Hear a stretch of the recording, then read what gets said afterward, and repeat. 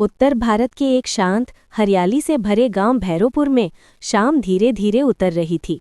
सूरज लाल होकर दूर पहाड़ियों के पीछे छिप रहा था और खेतों में मजदूर घर लौटते हुए नजर आ रहे थे। हवा में मिट्टी की खुशबू थी और कहीं दूर से मंदिर की घंटियां धीमे धीमे बज रही थीं। संगीत धीमे बहता है। गांव के बीचों बीच एक पुरानी टूटी फूटी हवेली खड़ी थी। राय साहब की हवेली। लोग उसे भूतिया हवेली कहते थे। कहते हैं कि रात होते ही वहां से चीखें और रोने की आवाजें आती हैं। किसी की हिम्मत नहीं थी कि उसके पास जाए। इसी गांव में रहता था आरव, 17 साल का जिज्ञासु और निडर लड़का।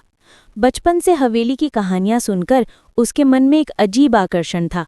एक शाम उसका दोस्त चिंटू बैठा था और बोला, ये आरव, लोग सही कहते हैं यार, कल रात फिर से रोने की आवाज आई थी हवेली से। बड़ा डर लगता है।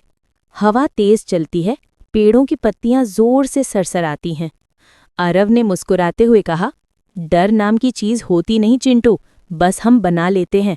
मैं आज रात जाऊंगा वहां, देखूंगा सच में है क्या। चिंटू घबरा गया। पागल हो गया है क्या? रात में अकेले? आरव बोला, हाँ, अकेले। रात गहरी हो गई। चांद बादलों के पीछे छिपा था। कुत्तों के भौंकने की आवाजें सन्नाटे को चीर रही थीं। सस्पेंस टोन धीरे धीरे बढ़ता है। आरव टॉर्च लेकर हवेली के विशाल गेट तक पहुंचा। गेट खुद ब खुद चर्र करके खुल गया। धातु के दरवाजे की कर्कश आवाज। अंदर अंधेरा था। मकड़ी के जाले, टूटी खिड़कियां और हवा में एक ठंडक, जैसे किसी ने सांस रोक ली हो। अचानक पांव की आहट सुनाई दी। कौन है वहां? आरव चिल्लाया। कोई जवाब नहीं। वो धीरे धीरे सीढ़ियों पर चढ़ा। टॉर्च की रोशनी ऊपर जाते ही दीवार पर कुछ पुरानी तस्वीरें दिखीं। एक खुशहाल परिवार की तस्वीरें, एक बूढ़ा आदमी, एक औरत और एक छोटी सी लड़की। अचानक ऊपर से एक धीमी रोने की आवाज आई, मुझे घर ले चलो, कृपया।